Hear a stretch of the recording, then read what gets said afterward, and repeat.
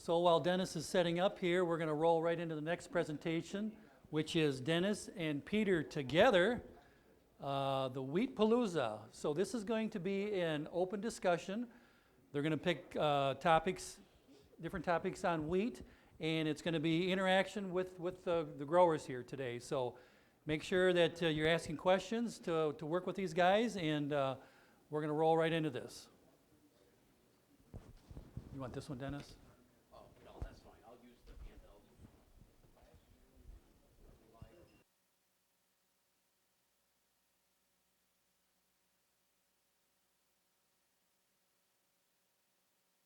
Cool.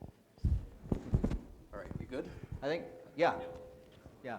I'll have to try to not blow people away again, but yeah. So by the way, this is going to be a blast because what we're trying to do is essentially compare two farms. And you guys, like, I can't believe how lucky you are to have Dennis. And you laugh about Sundays. Dennis emailed me at 2:46 a.m. Last Thursday night trying to get ready for this, and I think the next morning he emailed me at like 5:30 in the morning. So when that guy sleeps, I simply don't know, but... I couldn't sleep that night. Just too much to do, right, Dennis? Yes, but yes. No, really... All right, so do you want to set this up, or you want me to set it up? You or go how do you for want it, to do Dennis. Yep. Okay, so the plan here today is we're going to take data from two real farms, and we're going to present the information, the differences between them. One is a high-yield grower. One is what I would call like an average grower. And what we're going to do is we're going to try to figure out what is the average grower not doing that the high-yield grower is doing, and what are the recommendations we can give to that average grower to figure out a way to raise the wheat yields on their farm. And Dennis, I thought Dennis was going to use me as the average farmer because I'm in the yen, but he didn't want you guys to know that I was that poor a farmer. That's baloney, but anyway. So anyway, so we're going to use data from the yen report, and we're going to try to make comparisons between these farms. And it's really meant to be a group discussion. So I want your engagement. I want you to look at what's going on here and try to help us figure out, what do we tell that guy? What do we tell the average grower? What are things that they can do different to try to get yields a little bit higher? Because ultimately, that's the goal of this program, to use this report and the data that we get to try to figure out what can we do to increase our yields, because that's what you all want, right? Yeah, well, commonly when I go to these meetings, people say, well, give us the top three things that we need to do to get to a high yield. There's not a single set for every grower, or every grower is going to be different. And so what that is will depend on you and your farm. But learning about all this, you'll be able to figure out what you need to do on your farm. So, are we ready to get started? Absolutely. And I mean, the farm factor, you guys have the farm factor as well. I think it's called Jeffrey and Nick. And who are the other yield winners? Like the high yielders always end up being the high yielders again. And so you kind of go, what's going on? And this process is, let's look at one of those people and where can we make that up? And this is going to be fun. All right. Any questions before we get started? Or any comments?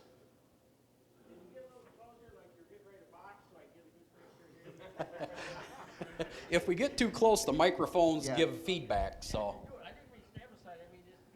Get your picture and then we'll get moving. You're just holding the whole program up.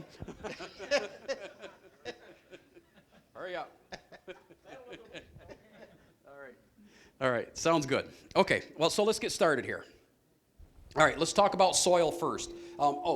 Just to make sure we're, setting the stage properly. Average yield grower is a 90 bushel grower. High yield grower is a 160 bushel grower. Okay, so we're comparing a 160 compared to a 90. Okay, so soil, because soil is probably the most important thing that's different between these farms, right? The high yield guy has much better soil, right? Well, here's your percent sand, silt, clay, and what the texture is between them. So what do you think? You're shaking your head. Why are you shaking your head? Yeah, so that's really interesting, right? Like, there's a slight difference, a little bit more clay and a little bit less sand in the high yield, But if those soils aren't essentially the same, I don't know what soils are. And so almost on purpose, we picked these two farms so you couldn't say, oh yeah, but that's a silt loam and that's a heavy clay, so you can't compare them. These soils are very, very comparable, so we take the soil out, just like, oh, sorry, I don't know why that is howling at me a bit, but we take the soil out exactly as Roger said, that you can take that soil component out and let's look at the grower factor, what the grower is doing. I can yell. If you want me to yell, I can yell. I was kidding. Yeah. Anyway, and actually I was pretty astounded that the two soils came out this close. It's very cool. And so, do you think that soil is a difference? Can the average grower get to 160? What's the organic matter? Oh, okay. Ooh, great question. Oh, well, what's the organic matter? By golly, you're cute us right yeah, up. Like you, what a great segue, Mark. I love it. Did you see my slides before? Yeah. Okay, so take a look. What do you see? So the average grower is the purple, the maroon, or whatever color you want to call that. The high yield grower is the green. All the way through, that's the way it's going to be. So just got to get those colors in your brain. So who's got the higher organic matter, Mark? Not who you thought, right? He's shaking his head. He's like, gosh, dang, I thought I had the answer, right? Yeah. And again, we were surprised, right, Dennis? Yeah, Like, I was surprised too. Yeah. like, So, wow. soil organic matter is not necessarily the reason for the yields where they are, right? Okay. Keep going. Yeah, like you agree, it's not organic matter, it's not soil. So let's move on. Okay. All right, next, soil pH. Okay, look at the difference between them, 7.3 and 7.9. Worried at all? About the same? If anything, again, the average yield grower should have the edge. Because by the time I get to a 7.9, I'm starting to limit some of the availability, particularly of some of the micronutrients. So at a 7.9, manganese deficiency becomes more prevalent, right? Like there's just, if anything, the average yield grower wins here. So far we haven't found the answer. Question in the back. Oh, great question. Do you want to get there now, or I even forget what slide that is, Dennis? It's on the very end, I believe. So I don't have exact tile information, but I can tell you the high yield grower has well-defined tile that's up to date. The average yield grower, it's a little more rolling topography, so they get a little bit more natural drainage, and I would guess probably a little less tile. Yeah. So Question here. We're going to pull it up because this is what it's about.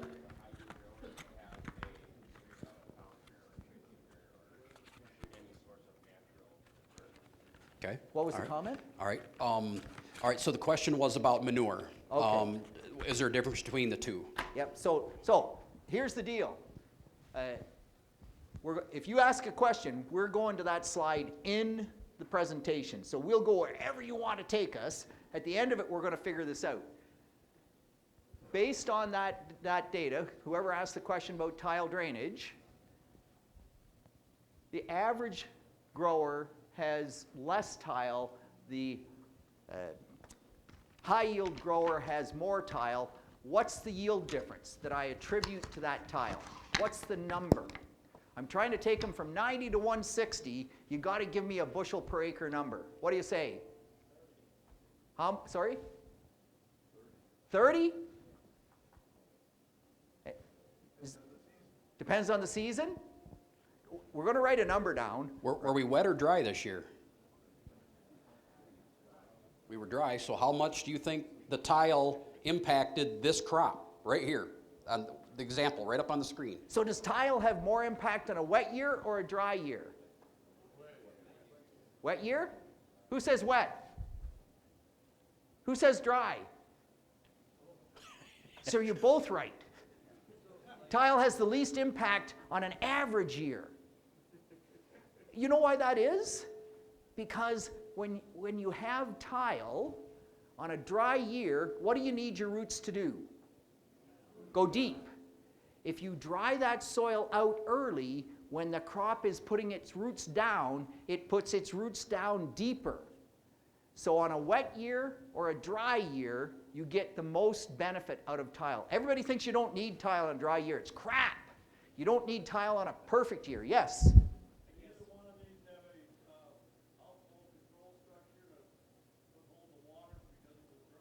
No controlled drainage that we're aware of, right, Dennis? Correct.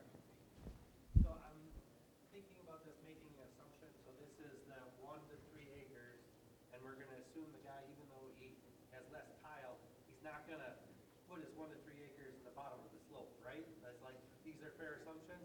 Yep. This is how this is Sure. put together? Yep. Okay. But does tile only make a difference at the bottom of the slope? No, absolutely not. But, I mean, you asked to put a number, so at the bottom of the slope, it could be 50, but at the side of the slope or other areas, it's less. Man, the comment was at the bottom of the slope it could be 50, on the upper slope it could be less. My experience is if I tile through the hollow, all that happens is the wet spot moves up the hill. It's the way it works in Ontario, man. Like, we pattern drain everything because you have to. Right, so I don't know. Is 30 the number? I mean, this is not untiled. The average grower is not untiled. He's just less tiled. I think it's probably a little less than that. I don't know. Yep. So is 30 the number? Are you comfortable with 30? You're shaking your head. No. Why? Too high. So what, David? You were saying lower. Sorry? 20. God, I should be an auctioneer. Here, 20, 20, 20. Now, do you hear 15, 15, 15? Oh, wait a minute. I'm going the wrong way, wrong way. So 20, is like just consensus? What's the number? 20 for tile? Going once? Sorry? No? Too high. Should be lower. Who says lower than 20? Who says higher than 20? Who agrees with 20? We're 20 it is.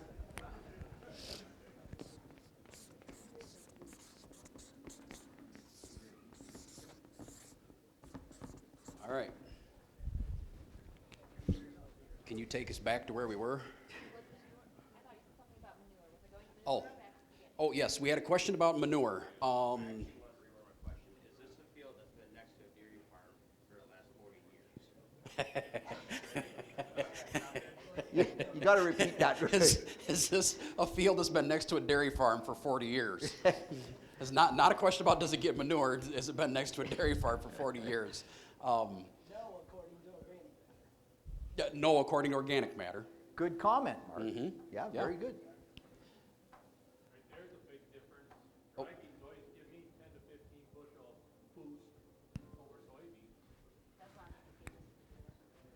Okay. Oh, yeah, that's okay. Go back to that one. It's not showing, no. Give it a second. Is that, okay, I think it's just like got a presentation to switch back. gotcha. Okay, there was a comment. Peter, do you have something further you wanted to do with this, or? No, it's rotation. We had the comment on rotation because Okay. we were there. So let's deal with it. Joe? Soybean usually gives me 10, 15 bushel boost on the wheat if I plant it after dry beans instead of soy. Planted the same day? Yep. Okay. Yep, there's a hand up over here. Dennis, that field you're talking about up there doesn't have any tile.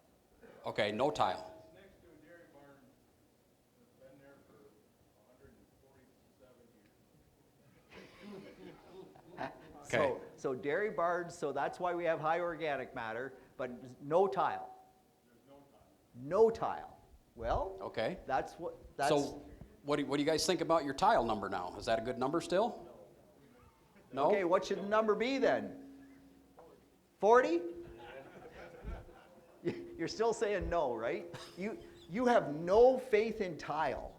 Like If it's a good slope, the water's gone, tile really don't do much.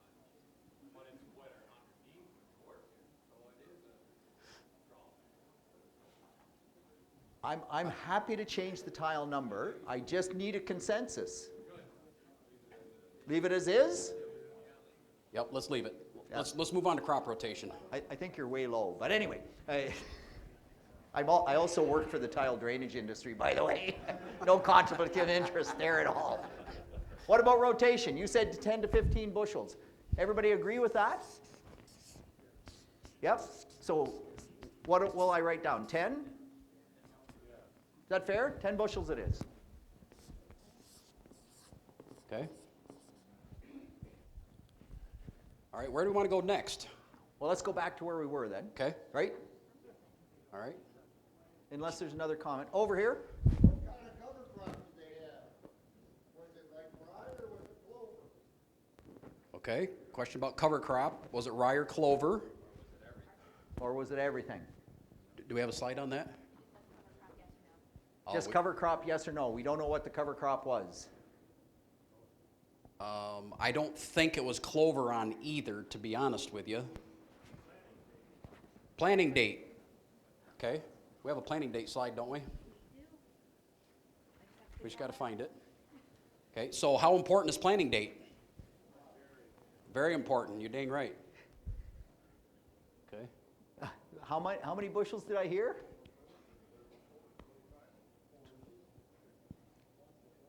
I'm hearing some high numbers. I 25? think I heard 25. I think I heard a 30.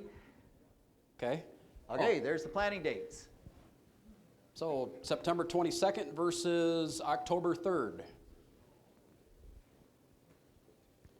How much of a difference in yield? 20 bushel, 30 bushel, 70. Okay, now we're just getting silly, okay? That guy wants to buy a combine. So let's look at the research, Dennis. Okay. Right? Let's go to the next slide. From where we started or from? Right here. No, from next right here. one. Oh, that's not right there. Well, no, but the two go together, right? Yep. Yep, so, Oh, right? okay. So let's talk about this one, and then we'll go to the research slide. So planting date is important. Planting rate is also important, and I'll show you some research data in just a second here. But you see the difference there. Any comment? How was it planted? Broadcasted wide row, or how was it planted? So there's your row width or row spacing. So they're both planted. Yeah, they're both planted. Yep, not broadcast. Which one do you think has higher yield potential? Convert the seeding rate to heads, but go to the next part. Oh, go to the heads? Yeah, go to the next part. We're God, just you jumping guys are- all over the place. Yeah, but they're Which good. is awesome. Oh, no, yeah. they're good. Like you're putting it together. It's awesome. Let's go together. Those three things are accomplished. You bet. Okay. So, all right, so you got, Jenny, you're good. Thank you. All right, so here's your heads per meter squared. Difference between them. Okay, so you're saying there's the yield difference, right? Well, so what percentage is that? Dennis, you didn't do the percentage on that. We should have maybe, right? But 904 to 616, like that's 50% difference, 50% more, yeah. right? And so if I take 90 bushel per acre and I add 50%, I'm at 135. Yep. It's not 160, but it's a big part of it. So how do I get more heads? Plant more. I heard somebody say plant more. I heard plant earlier, too. Yeah, plant earlier. Yep. But if I is plant more the answer? Plant early, it schools out. Sorry?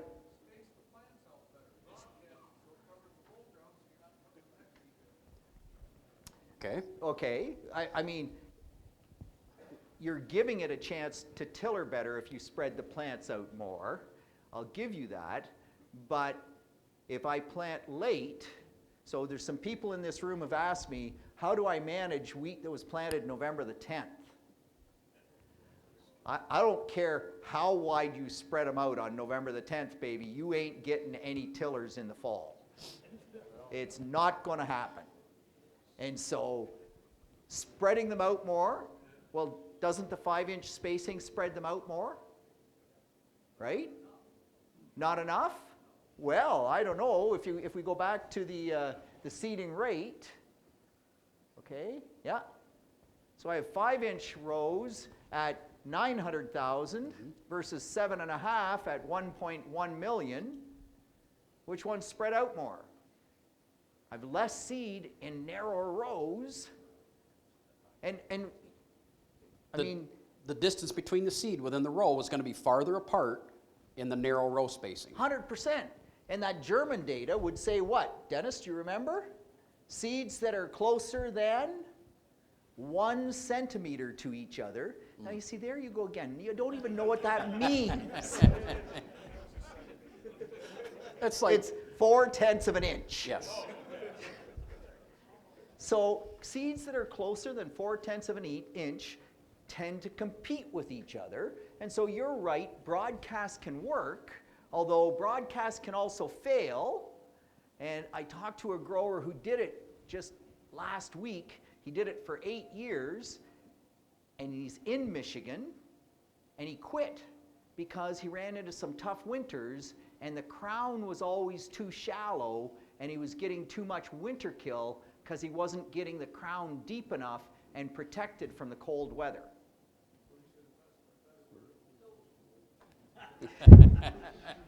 You didn't hear that. He's got to invest in a better vertical tillage tool, and you might be right. I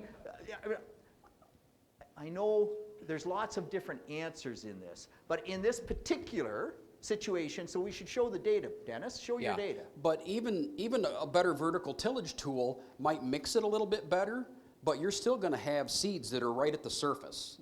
You're not going to be able to get them all below the surface. So the question is then, if you're going to have some still at the surface, how many more seeds per acre do you need to put out there in order to offset any like loss, like winter kill loss?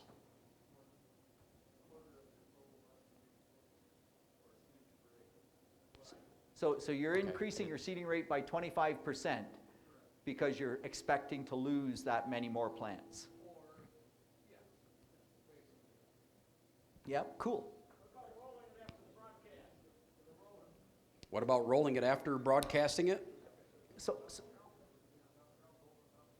Sorry? Yeah, and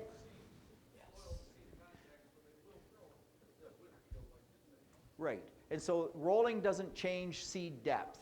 And so if I work that soil 2 inches deep, where are most of the seeds? 80% of the seeds are in the top 50% of your working depth. It's true with fertilizer as well, right? So if you work at 2 inches deep and you want inch depth planting, 80% of your seeds are 1 inch or less, right? So you really want to work at 3 inches deep. Then you got a few that are too deep, but you'll be a little bit closer to having more of them at that 1 inch depth. And rolling, again, isn't going to change that. It will make them grow because you firm that soil down, but it's not going to change the seeding depth, right? So, Dennis, take the data. So this is data from a research study that we did here over a 3-year period in Michigan, looking at the interaction of seeding date and seeding rate. And what what it shows is the yield on the vertical axis, and then we got seeding rate going across the bottom axis, and then each line is a different planting date. Our first planting date was September 15th, and then we went October 1, October 15, November 1, November 15. So we went every 2 weeks, basically throughout the growing season. And so what are the color of the top 2 lines, the highest yield? Blue and orange, right? Which planting dates are they? The first 2, right?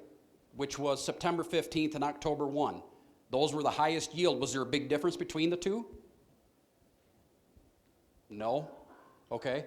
The next one, planting date 3, is that gray line, okay, which is rated at about 130 going across there.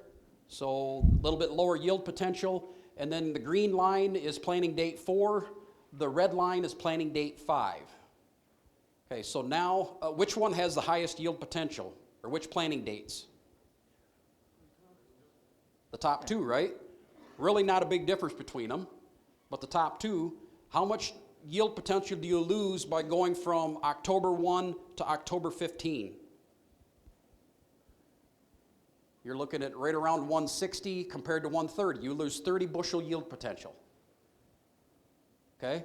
So how much does seeding rate impact the yield? Go from left to right. So on your top two, your orange and your blue, going from left to right, how much benefit do you get in yield from increasing that seeding rate? Not much. What about planting date 3, the gray line? How much increase do you see from increasing your seeding rate? What about the green line? Well, you're starting to see a little benefit, aren't you? And then what about the red line? Yeah, you are seeing benefit, particularly planting that late, of increasing your seeding rate. But we can lower the seeding rates that we've been putting out there. And the other thing, this is all done on, yeah, sorry, we're getting this feedback thing.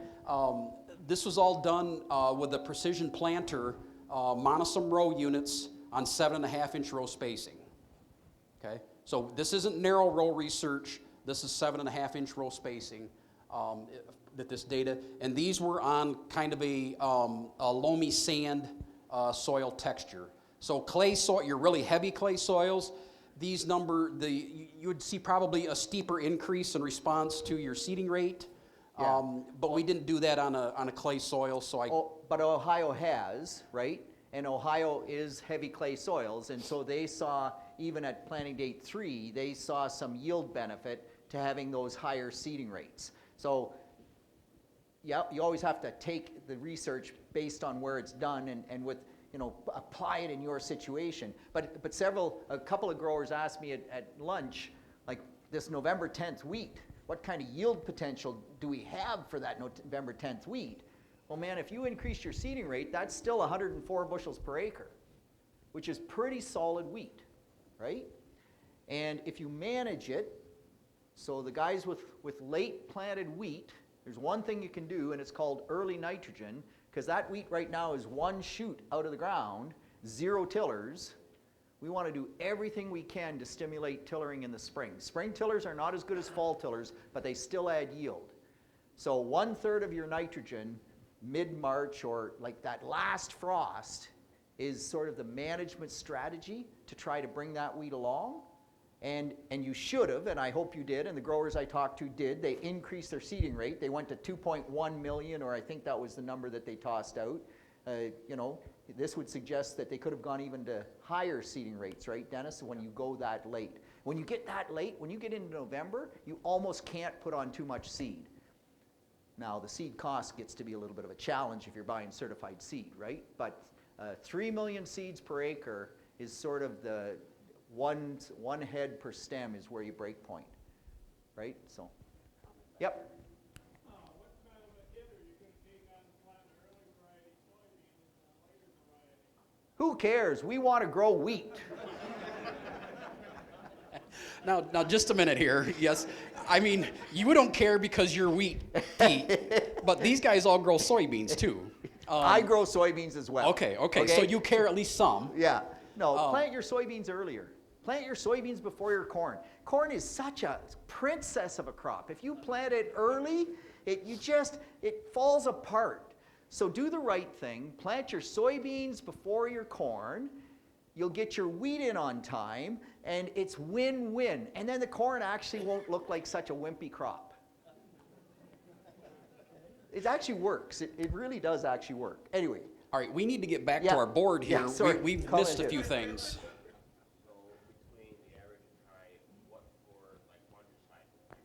Oh, we'll get there. So let's finish with this. But that's great. Yeah, let's get Let's down finish. here. We've got So some seeding go back rate. to the planting date if you could, please, Jana. There. No, yeah, there. So now that you've seen the data, what do you say? What kind of a planting date yield difference do we have? Somebody yell out a number. Yep. 35, 30, I've heard. 30? So I'm interested that you say that because, remember Dennis's data, man, his first two were September 15th and October 1st. That's October the 3rd. Dennis said you have to hit the optimum window, but as long as you're in the optimum window, the yield hit isn't that big. So is it 30? I'm being devil's advocate, Dennis. 5 and 10? You mentioned Ohio, sorry, on this, and that would. Wait, go back to planning date. I thought it was a bit more than 10. There. 7, yeah, no, 10, 11. Okay, so where are we sawing it off at? The number that I always use that our long-term Ontario data would suggest is 1.1 bushels per acre per day, right? And there's so how it's many 11, days? 11 days, Okay. so we'd be at 12 bushel. We wouldn't be at 30. But I'll give you 30 if that's what you think. It's like, it's a yield impact, there's no question. It's just the thought process of what do we put. I think if that planting date was more toward the 15th of October, I would go to the 30. Oh yeah, but- so would I. But we're not, he's not quite there, so.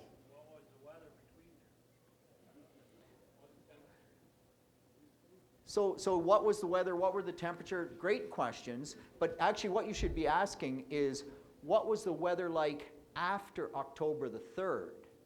Because did that October 3rd planting date make the critical window, or did it act like October the 15th because you had a cool backward fall? It's all about heat accumulation after you plant it. And you need, here we go again, it's 450 growing degree days from planting till it stops growing, but that's Celsius. Here we go with metric Yeah, again. yeah, so that would be close to 800 growing degree days Fahrenheit. So the real question is, did we have an open fall? Because if we had an open fall, October 3rd will be in the window, and then it's 5 or 10 bushels. If we had a cool backward fall, so that October 3rd planting actually act like October the 15th, then it's 30 bushels. So what was the fall conditions like after October the 1st? Right? It was which? It was cold and wet. It was cold and wet. In the north. So this is central. Who's here from central? It was wet. Okay, what's the number then? It was wet, cool, no tile. We have already counted for the tile though now. Come on. Yep. Let's use your 12. Planting date 12. We'll go with that. So I put a picture up here to show you the difference between the planting dates and how much development you get in the fall. And so the plant on the left is your September 15th, and that goes October 1 and October 15th. So there's a sweet spot between that October 1 and 15th where if you get too late, you miss it and you get no tiller development. You have to get ahead of that. And each year that date is going to be a little bit different depending on the weather. But if you get behind that and you're too late, you just don't get that development. So you have to get ahead of that date. So in that between October 1 and October 15th, it's the sweet spot, and but you got to get on the front end of that. Yeah, but Dennis, I will say that if you plant on September the 15th, you know you're ahead of that date. Yes, that's true, but you don't want to plant too early, because we do have some folks that have planted like in the first week of September. Yeah, you lose yield if you're too early. But, Yeah. And you really got to cut your seeding. And rates. lodging Anyway, will be a problem. Okay, but- we're there, right? Somebody had a question in the back?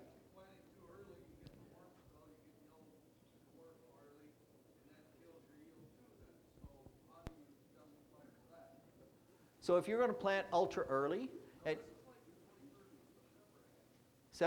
September 21st, well, so barley yellow dwarf virus is spread by aphids. And so if you're going to plant early and you're worried about barley yellow dwarf virus, then make sure you plant a seed that has an insecticide applied on it. And if you do that, then the aphid will feed on the first plant. It has to feed to get the insecticide, and it will die. So if it's an infected aphid, that one plant will get it. But what happens with untreated seed is that aphid infects here and then moves and starts infecting the next one. Then this aphid comes, feeds on the same plant, and now it's infected, and so you get these big yellow patches, right? If the aphid dies when it feeds, you'll see the very odd plant, but you won't ever see a big problem. I am against in treating everything with insecticide just because I think, like, we just can't, public perception on that is all negative. So only do it on your early planted wheat. All it takes to kill aphids is like -2 or, is 28 or 27, and they will die, and then the problem goes away because the cold weather killed the aphids, right? Where are we at? We ready to roll Yeah, on I to the think, next I topic? think, yeah, I think we move on. Okay. Going back. Yeah, Go back to what where we skipped. just to where we were. Yeah. Yeah, we didn't CC. finish up the soil stuff, did we? Right, which is kind of fun. Yeah, yeah. Okay, so getting back here, here's the cation exchange capacity, difference between the two. Any comments? Thoughts? Pretty so I can hear a comment. Oh, maybe not. Pretty similar, right? Not a big difference. Okay, Yep. all right, here's your, Did you want it back? Sorry. no, you're, did somebody have a question? Well, I guess there was 4% organic matter in the magenta, Yep, and there's 2% in the green, yep. and there's massive CEC in organic matter, so that says something about, to me, that number doesn't hardly match up with the clay percentages being that close. So it is no, and so the comment is that Water holding capacity is what I'm wondering, I guess, that was my thought. yeah. Because the organic matters and the CEC don't, they So essentially what's happening here is that we have a 6% difference in clay, right? And a 2% difference in organic matter. So the magenta wins on organic matter, the green wins on clay content. And so the 6% more clay content is balancing the 2% organic matter content. And that shouldn't happen. The 2% organic matter actually should do more than 6% clay, and I think that's what you're saying. The problem with this is that it's a calculated CEC, it's not a measured CEC. That gets really scientific. I think the point here is that they're probably very similar, and so CEC isn't a big driver in change. Is that fair? Yep. Okay. Is that okay, Dennis? Yeah. All right. Yowza, can you ever tell that was close to the dairy barn? This is the answer to your question that you asked earlier about how close is it to the dairy barn. So this should tell you. Right? 203 for phosphorus. Yeah. That's ppms. Yeah.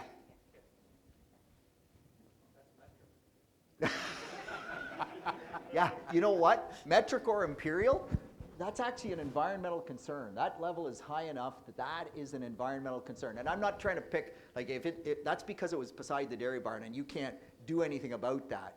But you sure don't want to be adding a lot more phosphorus than what you're taking off in that soil. In fact, you want to add a little less so that number drifts down, because it is. And it's maybe a good thing it's not tiled, because we don't have the phosphorus going out in the tile water, but it's sure going out in the surface water. So, yeah. But you would agree that at least on soil test, there's no reason why the high yield grower should be a high yield grower. That the average guy's got it lots there, right? Yeah. Okay. All right, next. There's the rest of the nutrient makeup from the soil test.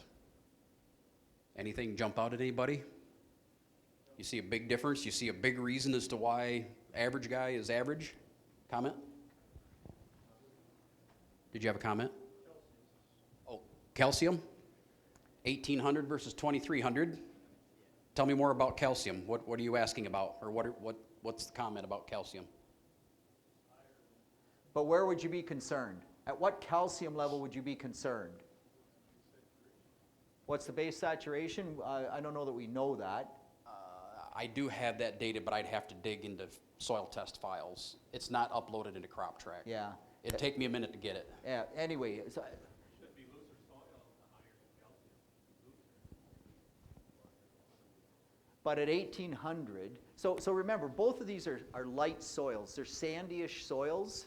So do I need high calcium to keep them loose? And the answer is no. That becomes a problem on heavy clay soils.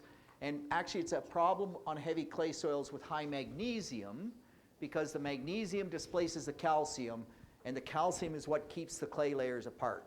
And once the magnesium displaces that, then it'll slake and it'll do all sorts of bad things, and it's got to be really high magnesium to do it. On a sand soil, if you're over 500 parts per million for calcium, you have the world by the tail. Both of these are well supplied with calcium. Agronomically should be zero issue. So you're right, there's a difference, but I don't think it's a problem from that perspective. What's that?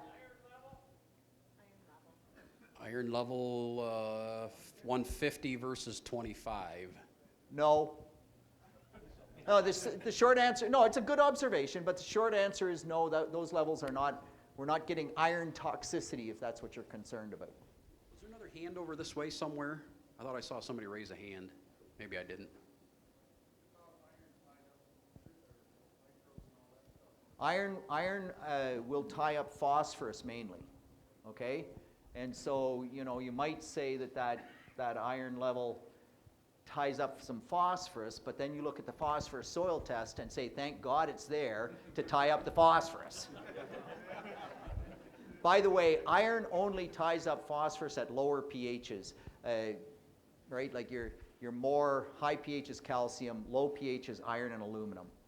And the aluminum isn't even there, so yeah. I don't think any of those levels are a problem. Variety. All right, so these are the different varieties that these two farms planted. And then I wrote below each of them the average yield in the 2023 MSU wheat performance trial, just for reference, so that way this is like replicated research data. So 100.5 was the average yield on Wharf, 105.1 was the average on Whitetail. So variety difference does matter. Here, Yeah, although I saw Whitetail as the variety that took the yield competition or some silly thing like that. I don't know, do your performance trials mean anything, Dennis? well, I hope. That's the plan. So yeah, and that's a line that was developed out of our wheat breeding program. Whitetail was. Yeah. Yeah. Yeah. By the way, the people that have talked to me about Whitetail also said that it stands like trees, right? That it has very high lodging tolerance. So in a high yield situation, that matters. If you're in a high yield, you want a variety that has good lodging tolerance. So what do you, just before you leave that one, we need to assign a yield difference to that. So how much difference do we put up here just from variety selection standpoint? 5 bushel? Everybody agree? 5 bushel?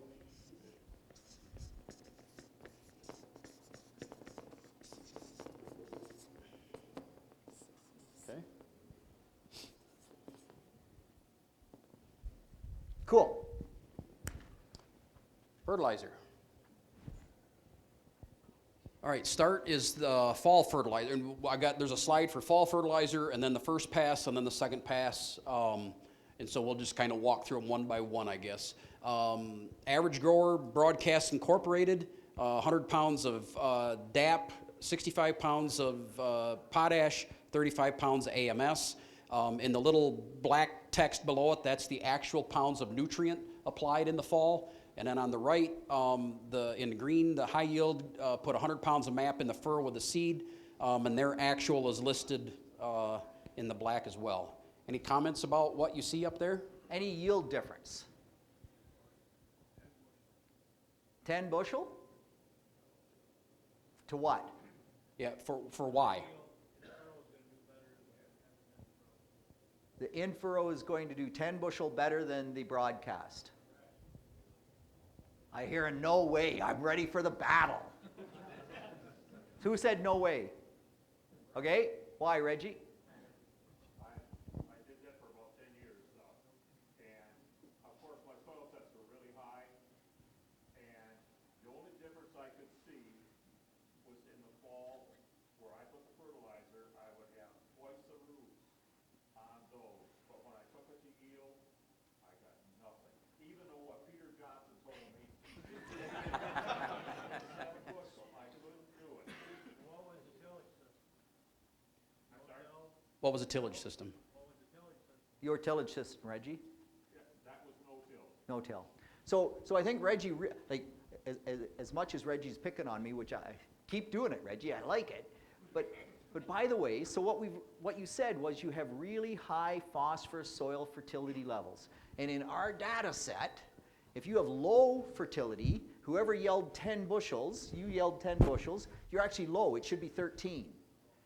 But once you get to medium or high fertility levels, that number drops. At medium levels, it's at 3 to 4 bushels. And at high fertility levels, depending on how high, compared to broadcast, it probably goes to 0, right? And so did the average grower have medium or high phosphorus soil tests? Very high. So from that perspective, would you expect a yield difference from these two programs? And MAP's a different formula than DAP, you're right. From a phosphorus availability standpoint, should it make a difference? MAP is better than DAP. Okay. In high pH, MAP is slightly better than DAP, but not tremendously better. You're going to make me go really into the depth of the science, and I don't think anybody else cares. At the end of the day, unless weird things happen, a pound of pea is a pound of pea no matter how you pee it. And so there are minor differences, and there can be differences at high pH. It gets really scientific. I would always choose MAP over DAP if they were priced the same per pound of phosphorus. If I have really high phosphorus levels and I'm broadcasting the phosphorus, so, I mean, MAP is safer seed place than DAP. DAP has a higher salt concentration. So if that was 100 pounds of DAP in furrow, I might be saying, especially if it was DAP with 65 pounds of potash and 35 of AMS, I'd be going, ooh, that's pretty hot in furrow. But broadcast at the 200 phosphorus soil test, I don't think it matters that it's DAP versus MAP. Reggie said he had better root growth, if I heard him right. Yes. Would that account for some of this carbon sequestration we're supposed to be building towards? Oh my gosh. Are you going to get your checkbook out and write a check for that? We heard the director stand up there and say we're looking for the end result. If that's not what we're trying to do, No, so come on. The end result is called yield, yield, and yield.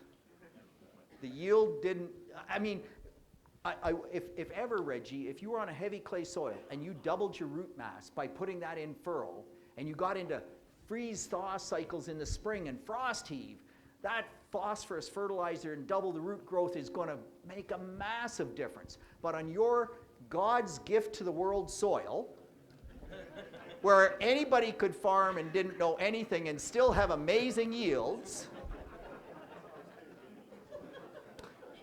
apparently double the root growth doesn't matter. And as far as carbon sequestration, you're not sequestering that carbon, you're just increasing the carbon cycling. The roots, yeah, the amount of carbon sequestration is really minimal. maybe if we pull the government that it is. Can I bang my head again? Yeah, go for it, go for it. So I think to sum up where we've been with this, I'm not sure there's a big yield difference that we need to write up on the board here between these. I think it's 0, based on the phosphorus soil test. And my only question would be, why the 75 pounds of AMS, 35 pounds of AMS. Anyway, yep. Pardon, the sulfur? Yeah, but, I mean, gosh, we should not need sulfur in the fall, right? We need sulfur in the spring. There should be enough sulfur in the fall, but anyway. Okay. Carry on. What was the question? I was wondering if we have tissue level. I didn't put in tissue No, level. it's okay. It's okay. So actually, Dennis says the other thing we should have maybe put in, and we could look at to add to this discussion, is tissue level phosphorus and tissue level sulfur, and did those applications really make a big difference? But we didn't pull that in, so that's something else to look at Yep, down the road as we fine tune this presentation. Yep. Cool. All right. Let's move on. Yep. So okay, you're on the first pass of nitrogen. All right, so you got the timing of the first pass, looks like about 3 days apart. Little bit different amount of product, 130 urea and 75 AMS versus 115 and 85. And then the average grower put on 10 pounds of microsync, and high yield put, I guess it was just the urea and AMS. What the heck is microsync? I don't know. Sounds like whale sperm or something like that.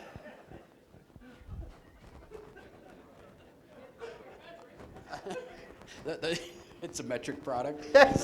Is that what I heard? I'm not sure what microsync is, but What is it? Sorry. Canadian. Yeah. Anyway. all right. Anything up here you see? There's not a huge difference in there. Actual nitrogen is within 5 pounds. Sulfur is within 1. Any reason to think that there'd be a yield difference based on those two applications? Or at least that there'd be a yield benefit to the average yield grower, doing something that the high yield grower did? So the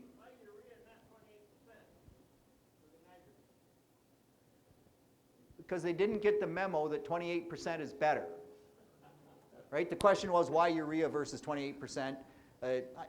You can use urea. From a nitrogen standpoint, it really doesn't matter. The challenge always with urea is uniformity of spread pattern. That's the big problem with urea, right? It also has it has double the risk of volatilization, so you have a little more risk of loss. Okay, so the comment is, I've heard you lose up to 10 to 15% of your nitrogen through volatilization. That can occur. These were April 11th and April 14th. What are soil temperatures like that time of year? Cold. How cold? 40 degrees. If you're 40 degrees or lower, the amount of loss by volatilization is very close to zero. It's not zero, but it's very close to zero. To get to that 10 to 15% of loss, we have to have warm soil temperatures. We have to kind of be in the 60-degree soil temperature range. And then, if you have moist soil surfaces, no rainfall, high wind, and sunny days, you could lose even up to 25%. But those things all have to come together. And so it's rare that we would lose any of this nitrogen at those soil temperatures. I thought, yep. Ammonium. So the question is, if I use 28%, how do I get the sulfur on ammonium thiosulfate? Right? Sorry? No, you mix it. Yeah, it's a liquid. It's 120026. And you got to add a few more pounds because it's 26 of ammonium thiosulfate. It's not 26 of sulfur, of sulfate rather. And anyway, it gets a little complicated, but you can do it. 100% you can do it, and growers do it all the time. The other concept, and I don't know, we'll see, but I mean, I have lots of growers who would use urea and ammonium sulfate on this pass because urea and ammonium sulfate are cheaper sources of nitrogen and sulfur than 28% and ammonium thiosulfate. So we give up some uniformity of application in the first pass, and then our second application we use 28% because we want to make sure we get it evened out with that nitrogen application. So there's nothing wrong with this. And by the way, they're both the same, so there's not a difference, right? Yeah. So you guys feel like there should be a yield penalty up here that we should write down for this? No? Cool. Nope. All right, let's go on to the next one. All right, May 6th, Feek 7, 10 gallons of 28% versus April 21, so a little earlier, 18 gallons of 28% plus 2 gallons of ammonium thiosulfate. Your actuals are a little bit different there, 30 versus 50 on N, and then the high yield grower had an additional 6 pounds of sulfur at that timing. How much did this increase yield? How much of an impact did this application make? Sorry? 15? Why? So you would give the edge to the average grower on May 6th? No, the edge to the high yield grower? Yep. And actually, you know, the first application is enough that you kind of think there shouldn't be a big yield difference. But if you look at that data that I presented this morning and those nitrogen uptake curves, Feek 7 is getting just like, we wouldn't want it any later than that, that's for sure.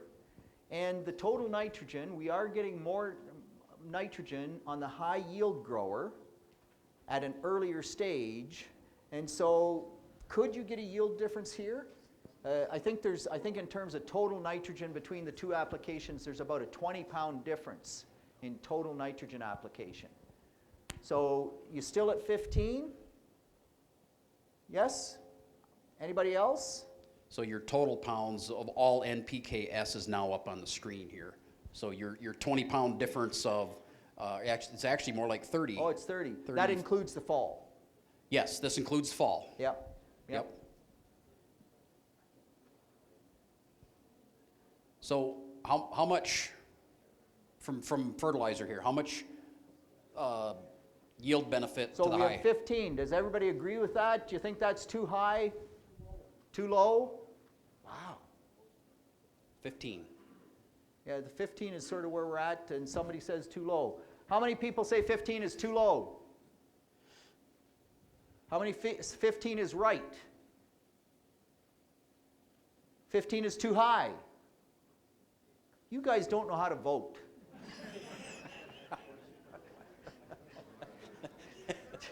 You should ask how many don't know. Yeah. How many don't know? Okay.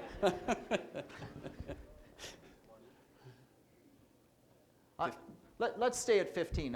I think 15 is on the upper side. Maybe I'm wrong, but Are you labeling this fertilizer? fertilizer is good enough. Okay. It's not exact, but it's maybe fertilizer, nitrogen, 15. Okay. What's next, Jenna? Oh yeah, you do this one, Dennis. Okay. So this is nutrient removal. We calculate this on for every growers, and we have a column there for grain removal and straw removal, and then the total, which is just those two columns added together. So what do you notice it's a difference between the two growers? Nitrogen, a lot less. Why do you think it's less? Less roots.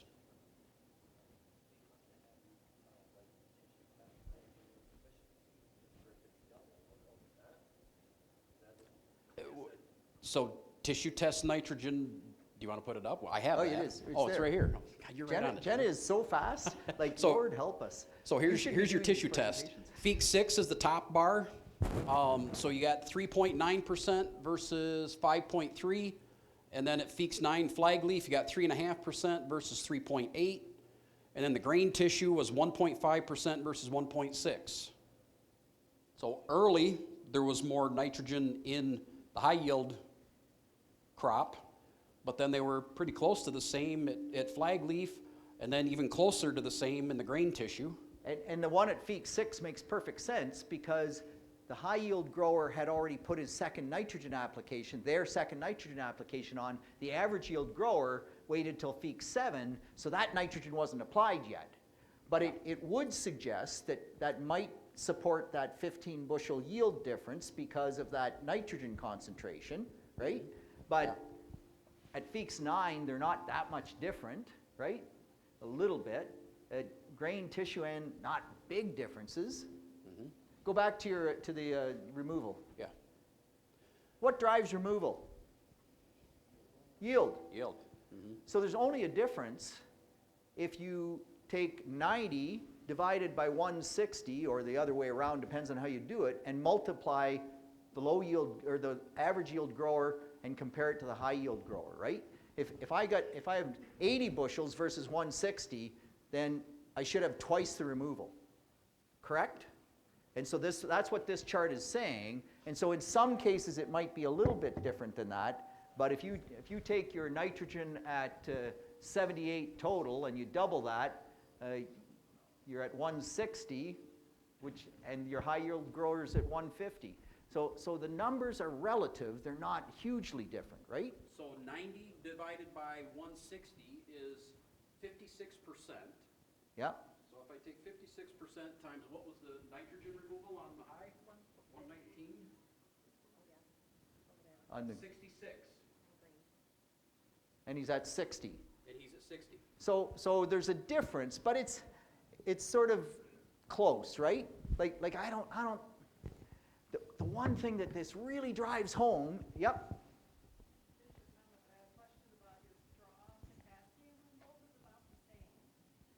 ah, good comment. Dennis, straw, potassium, about the same.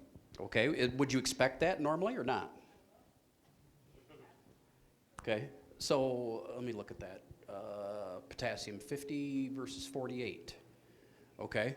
So normally, well, the straw generally is where you'll find the majority of the potassium, in which you do. You're seeing 17 versus 50 in the average grower, and then 36 versus 49 in the high yield grower. But so the question, why is the potassium higher in the average yield grower?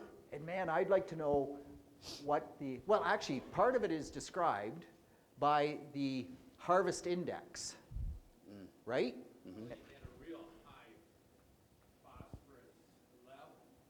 Well, but this is potash, but he also had a very, very high potash level. But the other thing is, what's the percentage of grain? Because your grain potassium is sort of the way you would expect it, whereas your straw isn't. That's what you're saying.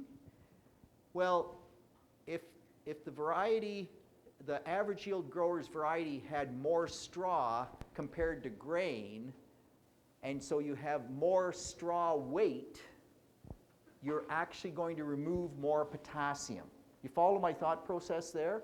Like if I get 2,000 pounds per acre from the high yield grower of straw, because it's a short variety and lots of grain, versus the lower average yield grower, he gets 3,000 pounds of straw, even though he doesn't get any more grain yield, and we get that in wheat varieties, that happens, then you're going to see more potash because there's more straw coming off.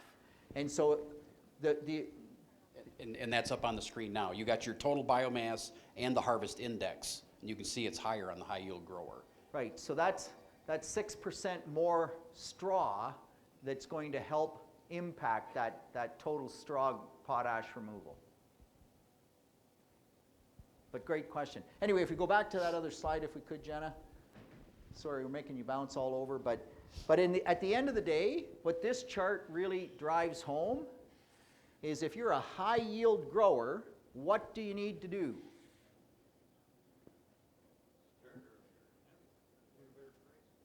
But from this chart, it says you have to buy more fertilizer. Have a nice day. Because you're removing more, you have to replace more, right? And it's actually, you're all saying, well, that's a silly thing to say. Do you know how many growers don't factor in removal to their fertilizer programs? It's kind of like, I don't know, I always put on 200 pounds of potash. I'm going to just keep putting on 200 pounds of potash. What does that mean compared to removal? And so you're going to be a top grower. You actually have to look at removal on all crops and apply your fertility based on that removal. And this chart really drives that home, right? The high yield grower, 84 pounds of potash, 149 of nitrogen. Like there's just more coming out because you're a high yield grower. Oh yeah, if you remove the straw, that really drives the potash levels, right? As opposed to put it back on. And again, this data shows that. But from a yield, from a plus minus yield, I don't think there's anything here. Fair? Okay, let's move on. Okay, there's your crop protection. This is Peak 6 Stratego yield on May 9th versus May 6th. Preaxor applied. And the high yield grower did the Stratego yield plus fungus or plus the herbicide, PGR, foliar, sulfur, zinc, manganese, and boron. and then the average grower had just the fungicide and an insecticide in the tank. Insecticide. Oh my gosh. Why? I just ask why. I know it only costs you $2 an acre, but from a resistance management standpoint, you guys got to quit doing that. It's really interesting in the yen. Michigan growers all use insecticide on their wheat. Okay, I'll change that. My apologies. A high percentage of Michigan growers use insecticide on their wheat crop. Almost nobody does in Ontario. And by the way, on average, we pretty much compete with you, if not slightly outperform. It's all that metric conversion. It has to do with the Canadian dollar, right? Yeah, we need 30% more, baby. Anyway, like this insecticide thing, you're setting yourself up for resistance, and it's just not a good thing. I really want you to question. I know it's only $2 an acre, and you're going over the field anyway. I don't care. Save the insecticide so that when you get the problem, the insects are still susceptible to that insecticide as opposed to resistant to that insecticide. I'll stop there. I'll get off my, well, actually, I should be on the podium to do that speech, but I'll stop But it was a very high number. It was over 90% of the Michigan growers in the yen put insecticide on. And I think it was one grower in Ontario, Yes. if I recall. Yes. And that grower was wrong. All right, anything, Yep. anything else here?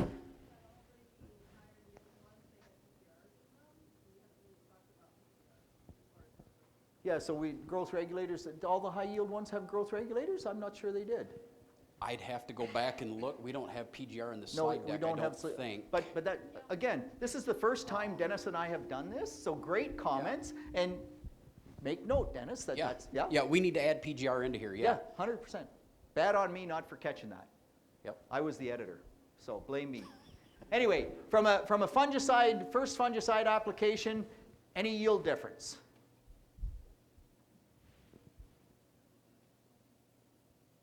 I need an answer. Yay or nay? What about the herbicide? One doesn't have it. Yep.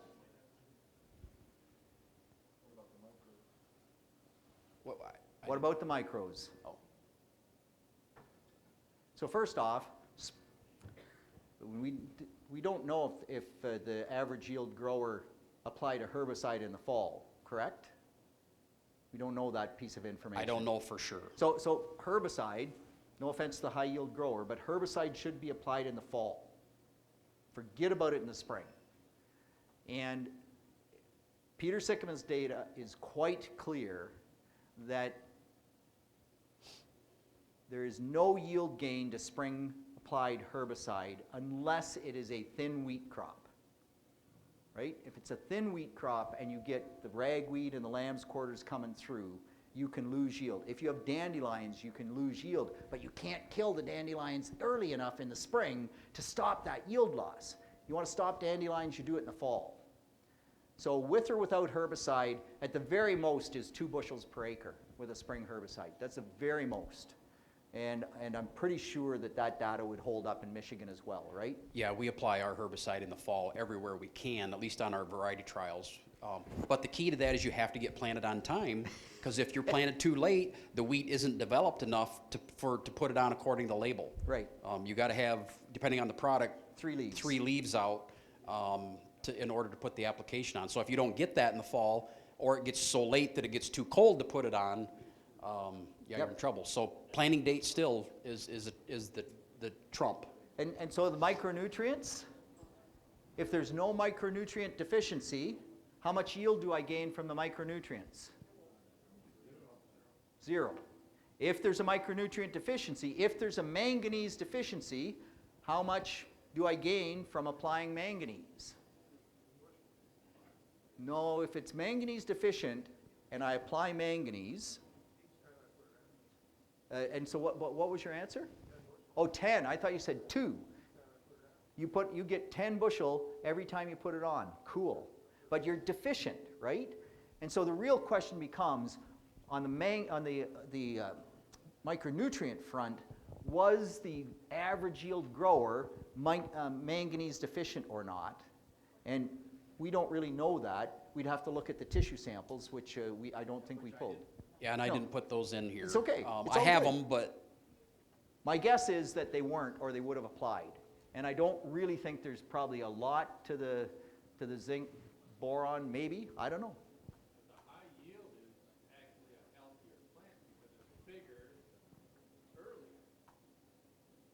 Higher. further along in the growth stage. No, the high yield is the green, and it's at Feek 6 on May 9th versus being at Feek 7 on May 6th. So it's actually the reverse. And actually, I look at that and I kind of go, wait a minute. The average grower planted on October the 3rd, 11 days later, and they're a full growth stage ahead 4 days earlier. It can happen, but it's all heat dependent. So you start wondering about heat at this point in terms of what is driving that, right? We don't need to go there, Jenna. It's okay. We'll get there. Yeah, no, go back. We'll leave that because there's a couple others that let's get through the fungicides. So yield difference, or yes or no? Just tell me. What do you think?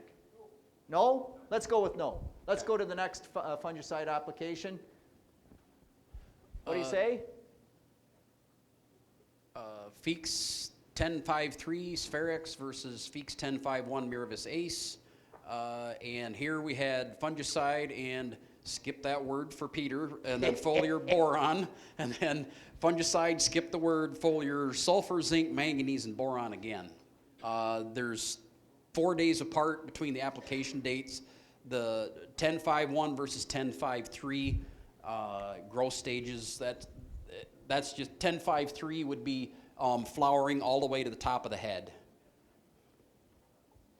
Yield difference, yes or no?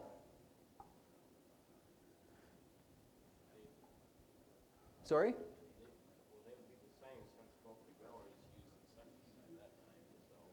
So they're the same. So you're saying no yield difference. Well, I mean, you're ranting about like insecticide hurting the yield. No, I didn't say, I never said insecticide would hurt yield. It's a resistance management issue. They don't hurt yield. They do kill all the good bugs, yep, but we don't really think that increases or decreases yield, generally speaking.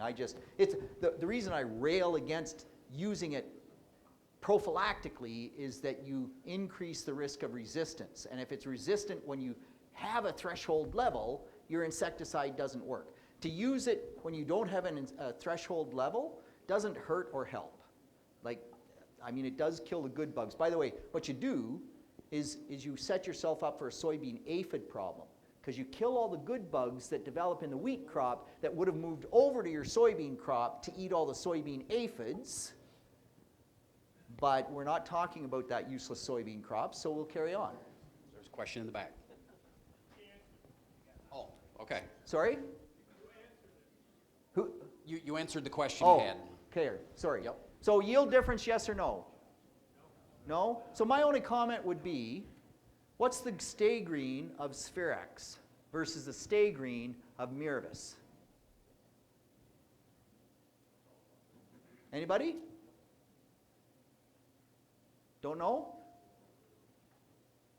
So typically Miravis will have better stay green than Spherex. Spherex is a good product, but in terms of keeping the plant tissue greener longer, Miravis typically has an edge. And so, if anything, I would give a hair of an advantage to the Miravis. Our number in this particular situation would be 3 to 5 bushels per acre, because we get an extra day or two of stay green. Would it make any difference being the high yield was beginning flower and the other one was flowered at the top? So, and it's a great question. Any difference that the high yield is 10.5.1 beginning of flowering versus 10.5.3 flowered to the top? Not really.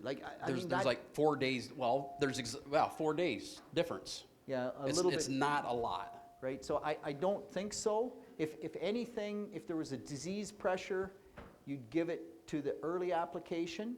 But if it's a stay green factor, you'd give it to the late application, right? And so you are a little later, so that means the Spherex doesn't maybe lose as much as it otherwise would to the Miravis. Anyway, thought process. Yep. Is there any comparison between like Corumba or Faro to Miravis? Yeah, absolutely. Yep. Yeah, so Miravis has more stay green. The adepidin in the Miravis keeps the plant greener longer.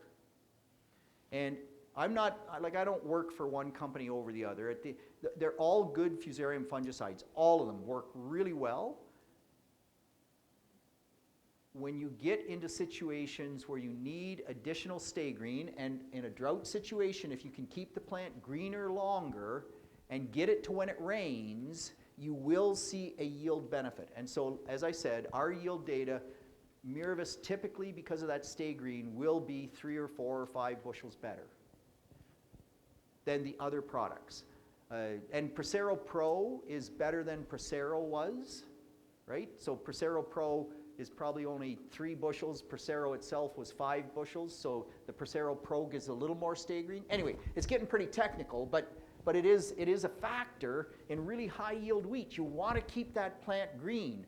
I mean, gosh, the corn guys talk about if it's not green to the ground at harvest, you've given up yield. And you know, the last time I was here, I think I showed you that slide where the grower used 2 fusarium fungicides, and when he combined the wheat, the flag leaf and the stem were still green as grass, and he got 154 bushel per acre. Like, this stay green does make a difference. Different levels every year, but it does make a difference.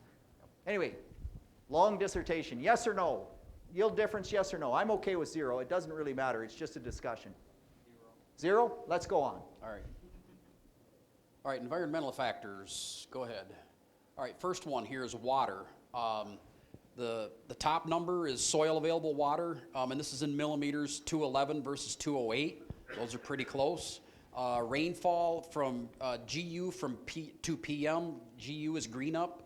And we talked about that. That's 7 days of positive GDD in a row to physiological maturity when the stem turns yellow below the head. So that growing season.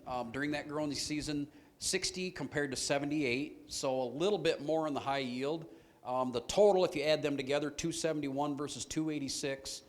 And then the estimated use of water was a bit different at 224 compared to 383, and then look at those percentages.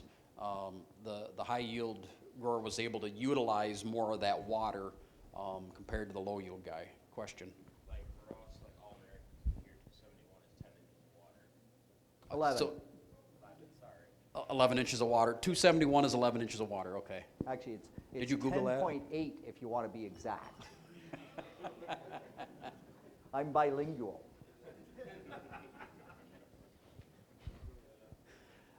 Any other comments? Any thoughts about this? Is this a big factor in yield potential? I mean, the total water difference is next to nothing, right? The total is 271 to 286, 17 millimeters, half an inch. And if you look at your irrigated versus non-irrigated yield winners, Yeah. The yield winner, Nick, I think, used 9 inches of water and gained 9 bushels per acre.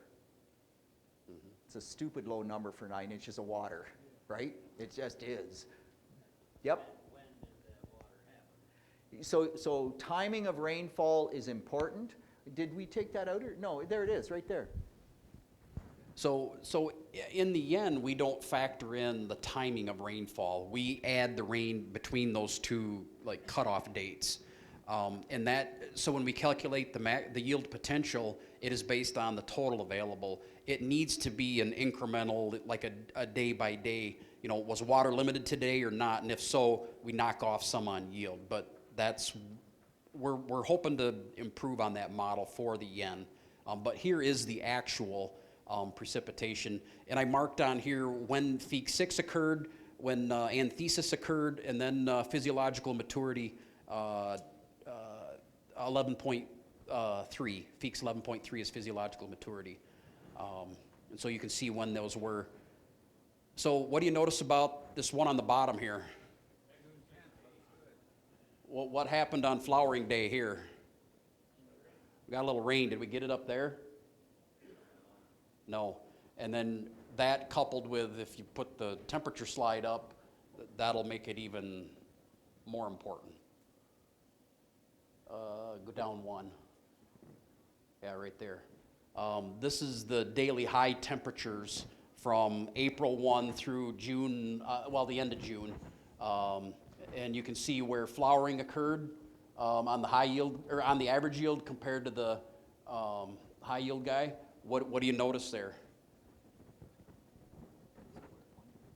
It was quite a bit warmer on the at flowering on the high yield guy, and then compared to the, it was warmer on the average yield compared to the high yield, and then the high yield also got some rain right at that time.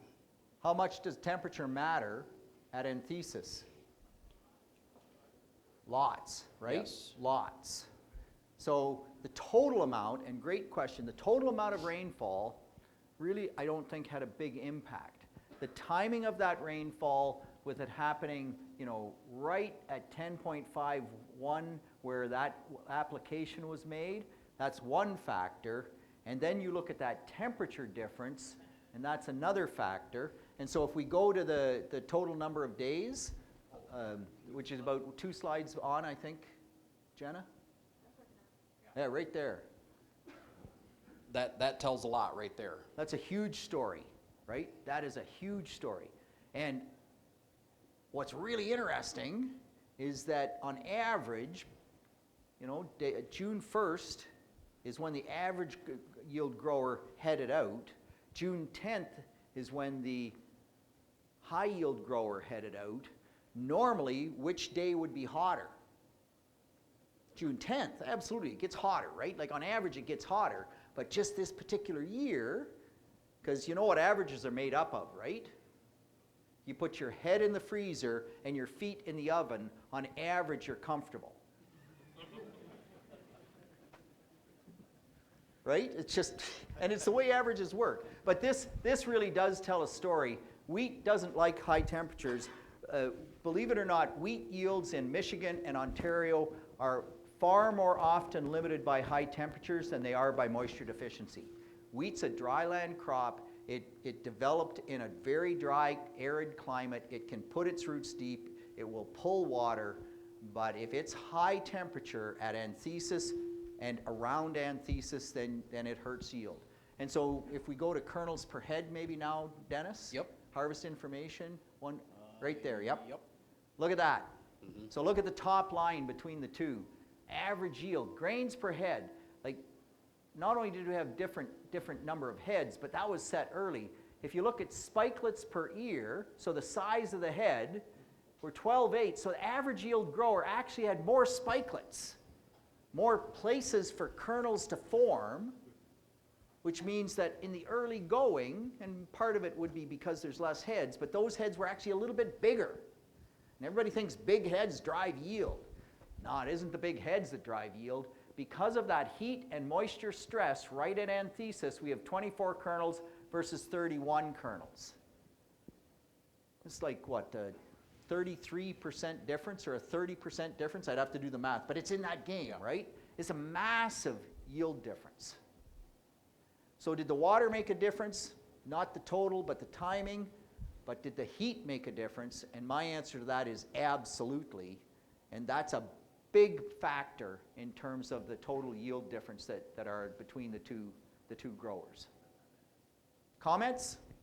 So we should probably put either temperature or weather factor up here. Yeah, I think we call it weather, but it's mainly temperature. Okay. I know.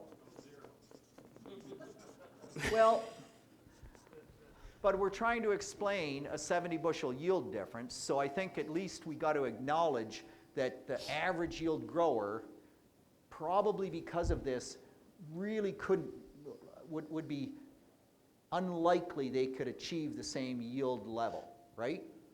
So I think it's beyond the grower's control, 100%, but I think at least we got to recognize that it's there. And so if you want, we can just put a question mark because the grower can't control it, but it's real. It's something that's there. We won't say what it is, but it's there. Fair? Okay. What else, Dennis? What have we missed? I'm not sure where we're at. We bounced all over the place. Harvest information. No. Yes. Right. So solar radiation.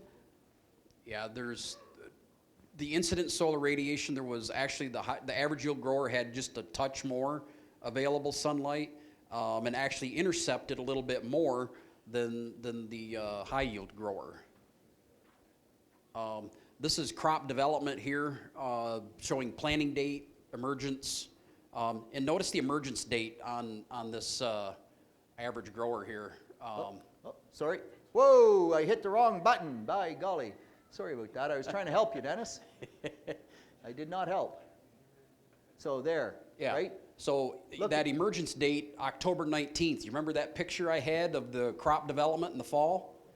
I think he was right on that bubble last year. Yeah. Not that October 3rd is like a really late planting, but I think in last year it was just on that bubble. Yep. Or just past the bubble. Yeah. And the bubble drops fast. Mm-hmm. Cool. Yeah, we can carry on. I don't. Yeah, we've kind of We've talked talked about this about stuff. that. Yep, move on. Yeah. And that one we've moved on. Yep. Keep going. Keep going. Yep. Yeah. Okay. And so I think we've talked about that one as well, the difference in harvest index. Yeah. Just go back, Jenna. Just one more. There, just stop there for a minute. So the other thing that does jump out at me on this particular one is that 1,000 kernel weight. And so the 1,000 kernel weight, that may well be the difference between the Miravis and the Spherex, because that stay green tends to make heavier kernels. And so that's just heavier kernels. And again, I don't want to belabor it, but just in terms of interpreting the data, I think that maybe makes a bit of a difference. And other than that, just go to the last slide, Jenna.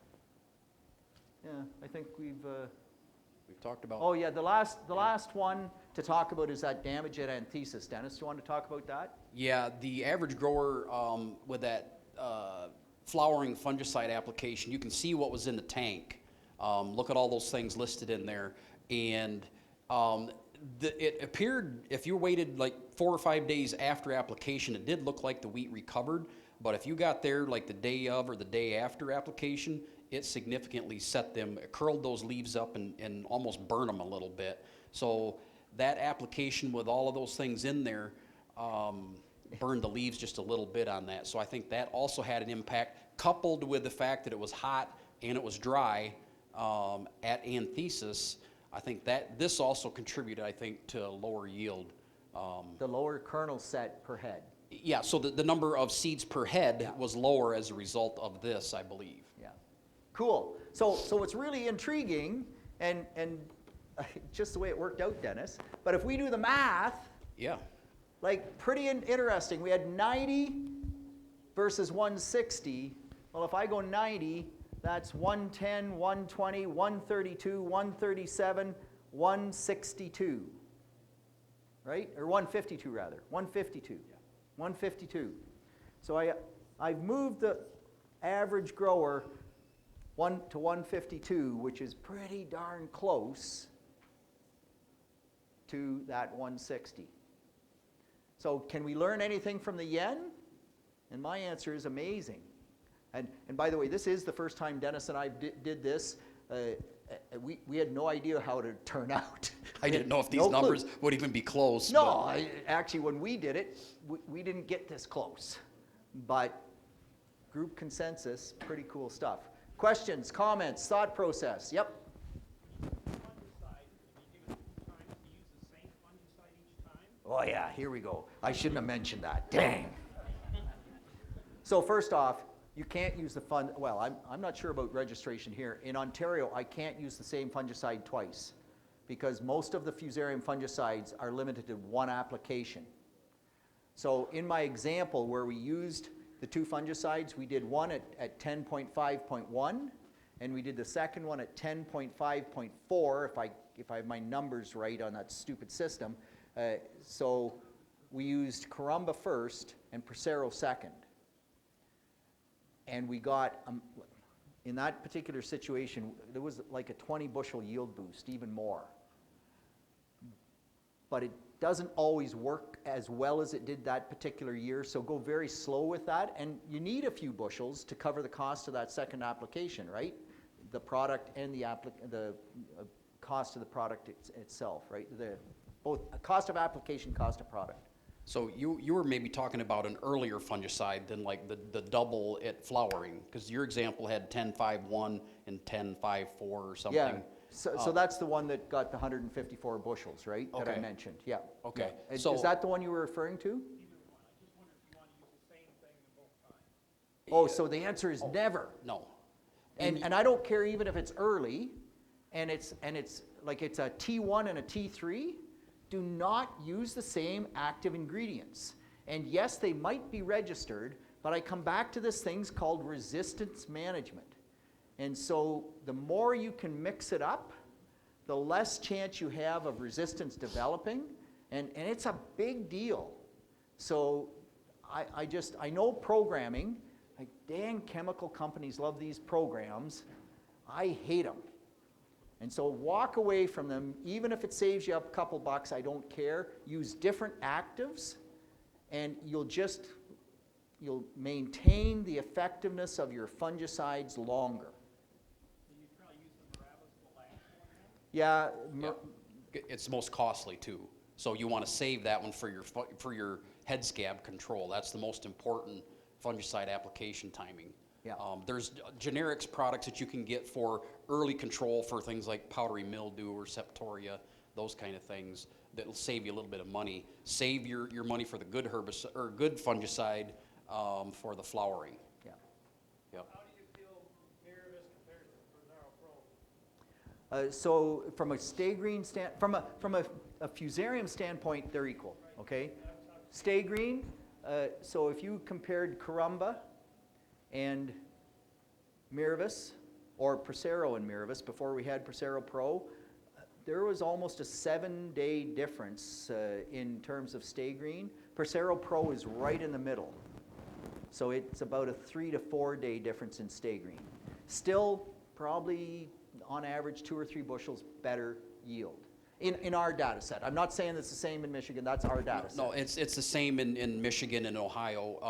Marty Chilvers is our plant pathologist. He does these studies in cooperation with other pathologists from like Ohio and at Purdue and Minnesota, and there's a whole group of them that work together, and they put out the same fungicide trials and test, and they're seeing higher yield, greater reduction in fusarium head blight incidence and severity, as well as you got to combine this with host resistant varieties, but you get also greater reduction in DON when you combine Miravis with a variety that has like the FHB1 gene in it. A moderately resistant yeah. variety.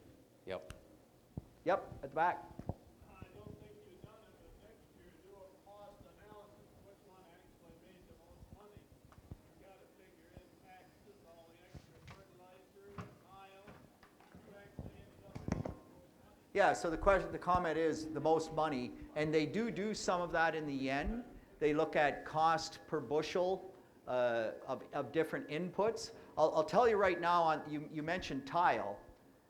You pay for tile whether you have it or not. But yeah, I know I work for the tile guys, but I also farm, and I know what it's like because I rent land that isn't tiled, and mud, low yield, fight, like just tile. It just makes life so much easier. Anyway, but you're right. It's economics. And so maybe Miravis isn't economical at a 3 bushel yield gain over Prosero Pro. I don't know. You have to do those costings yourself, right, Dennis? But Yeah, so we do a partial budget analysis on economics, and we don't factor things in like seed cost, combining costs, drying charges, transportation, taxes, interest on loans and all that stuff, land rent. We don't, what we focus on are the inputs that are so key and that are different between farms in this program. So we track nitrogen, phosphorus, potassium, sulfur, and then herbicide, each of the fungicides, insecticide and PGR, and then we have a per trip application cost. And we just set one rate, and we calculate it the same across whether they're in Ontario or Kentucky. And those are the numbers that are up on the screen there. And what we found, which kind of gets at your, are the high yield guys just losing money? Oh, make it bigger, sorry. Oh, it's not up on the screen. Oh, There it comes. There it's there. oh, I'm sorry. And so, all right, let me go back up here. So here's the cost that that we actually used, right there. So we set a nitrogen price, phosphorus, potassium, sulfur, and then for each of the different passes. Notice the T3 fungicide has a higher cost because that fungicide is more expensive. And then we got PGR, and then the cost per trip. These are in Canadian dollars, by the way.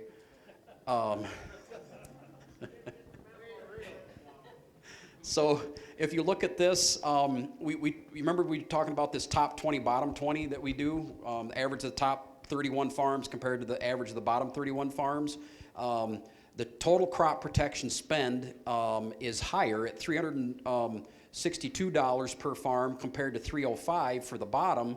But when you divide that by their yield, their cost per bushel is $245 compared to $336. And so if you take the average yield, this is the average yield of the top 31 farms versus the bottom 31. That's a net income times 755 wheat, which I hope we see that again sometime in the... I hope I do too. It's below that right now. Anyway. So here's your total income, and then the net income after you subtract those expenses is $757 compared to $378. That's a $380 difference between it. So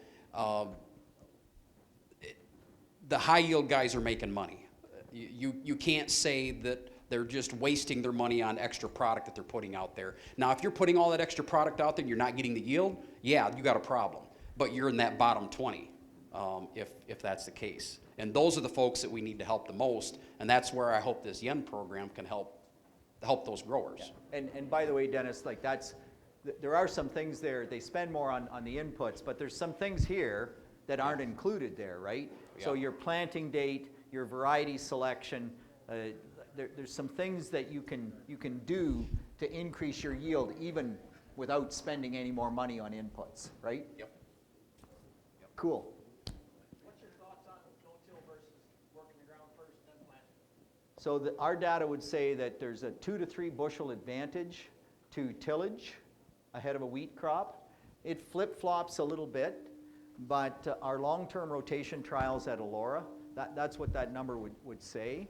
So if you say 3 bushels, which is the upper end, 3 bushels you're at $5 a bushel, that's $15. Can you run over the field for $15? Pretty tough, pretty tough. So is there a little yield gain? Sure. If you're broadcasting your wheat and working it in, you get that 3 bushel gain from working it in, but you maybe on a lower soil test, you give up some yield from not having fertilizer right with the seed, right? Sorry? So do you get better emergence because of the warmer temperatures working the ground? It depends a whole lot on the weather after. So as soon as you work that ground, you break the capillary action. And then if it goes wet, that top 2 inches you've worked will sit wet longer than it will no-till. And that's when the no-till wins. But if it doesn't rain, sure, you've blackened the soil, it will come up a day or 2 earlier. That's where your 3 bushels comes from. Absolutely. It's just a soil color thing. Yep.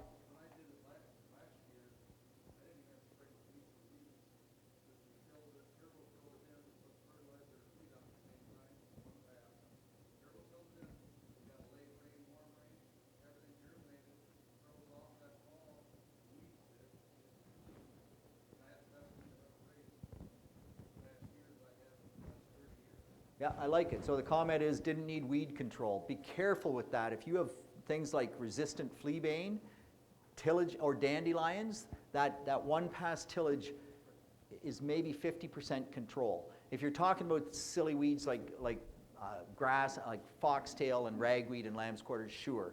Even shepherd's purse comes out pretty easy, but dandelions, Canada fleabane, they're tough. and then chickweed will sometimes come up after that, right? So you can get late chickweed. So it depends on your weed spectrum, but awesome, it worked. I just wouldn't want everybody walking out of the room saying that one pass tillage to plant and I don't need to do weed control anymore is not true. You got to know your weed spectrum. Yep. Talking about herbicides, and you said, don't do it in the fall, and then he was talking about if you have a good crop in the spring. So do we put it on in the spring or no? No, if you can, you spray in the fall. And if you don't, what's your weed spectrum? Right? How aggressive is your wheat crop? So you probably have like chickweed, dandelion, henbit in the spring, or what have you got? Not much. Okay. So you're after mainly ragweed and pigweed? If you have a thick canopy, you will never see the ragweed and pigweed. So don't spray in the spring if you have a thick canopy. But if you have dandelions or you have Canada fleabane, I'm back into this metric system again. Mare's tail. And I shouldn't even say that the actual proper name for mare's tail is Canada fleabane, because now you're going to blame the damn Canadians again. It all came from there. I know it did. Anyway, mare's tail. If you weeds like that, then you got to spray in the spring because you don't want particularly mare's tail to go to seed. Yep. Yeah, so then you spray. If you have windgrass, again, with windgrass, generally speaking, you take it out better in the fall than you do in the spring.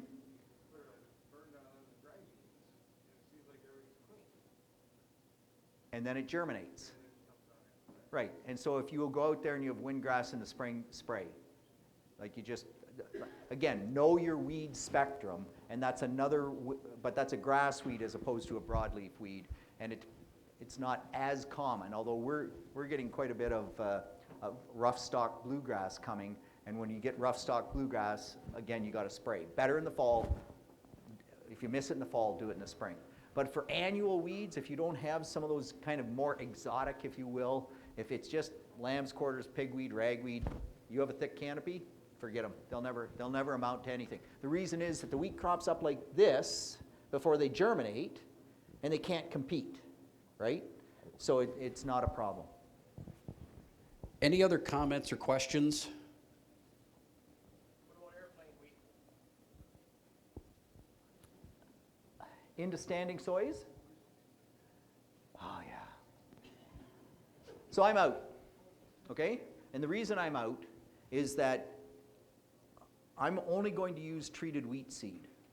And the reason I'm only going to use treated wheat seed is because if you get dwarf bunt in your wheat, you can get common bunt as well. Dwarf bunt is worse, but if you get bunt in your wheat crop, it's 100% loss on your wheat crop. The only way to control bunt is with a seed treatment, all right? So I'm not taking the risk on losing my whole wheat crop. Because when you harvest bunt-infected wheat, it smells like rotten fish, and nobody wants to buy it. Like, it just stinks. We had some loads rejected for that this last year in Right. Michigan. So that's a seed treatment issue. If I spread with the airplane treated wheat into a standing soybean crop, and I want to harvest every stinking soybean, I use an air reel. If it's a dry September and not every wheat seed germinates, the air reel blows some treated wheat seed into the header, and guess what I get in the soybeans that I'm harvesting? And you know, what'd you say? Yeah, oh yeah, a problem. Because when you go to deliver that soybean load to the elevator, ooh, that doesn't go so well. So I'm out. Like, it works. Like, we know it works. We've done it. I even have growers that still do it. And when they bring the soybeans in, if they see treated wheat seed in the soybeans, they'll clean it, right? Because they're short season, they're fairly far north, they want to get wheat in the rotation, the beans come off too late, and they say, it's a risk that I need to take to get wheat in on time. Plant my wheat September 1st, combine my soybeans October the 15th. If there's treated wheat seed in them, I clean it before I take it to the elevator. But if you don't have that capability, man, I'm out. Like, I'm out. And I think your yield potential on broadcast seed is going to be lower than what it'll be if you can plant it, actually drill it in. Oh yeah, but the whole thing comes down, like in my example, they don't combine the soybeans till October the 15th, and they're like up in the, what do you call it, the peninsula that goes out, or like they're way north. Yeah, the Upper Peninsula? The Upper Peninsula, right, the UP, yes. And so if you're after October the 15th, you plant wheat up there, it just doesn't work. Yeah. So then broadcast yields more because they plant it first week of September. But we did those research trials. If you broadcast it and you can drill it 2 weeks later, you'll get 10% more wheat yield out of the drill than you will out of the broadcast. So it comes down to the situation. Yep. I'm planting into virgin soil for a week and 10 years. Whether I'm plowing soybeans or not, do I have to worry about bunt? Yeah, you do, because bunt comes in on the seed, or can come in on the seed, right? And by the way, if that virgin land had a bunch of grass there, you can have bunt. Yeah, bunt can survive 10 years in the soil. Right. Spores can. Right. Plus there are alternate hosts. All right, any other questions? Cool. This has been a bunch of fun, Dennis. Yeah, a bunch of fun. And by the way, I'll say it again, you guys are incredibly lucky to have your whole wheat team. But man, this guy here, he is a real wheat star. It's a huge pleasure to work with him. The amount of amazing material he turns out is incredible, and I just wish that Ontario could steal him away from you. So you really owe him a huge vote of gratitude. Let's give him a round of applause. I don't think I could figure out the metric system. Yeah, what a great presentation. Great job, guys.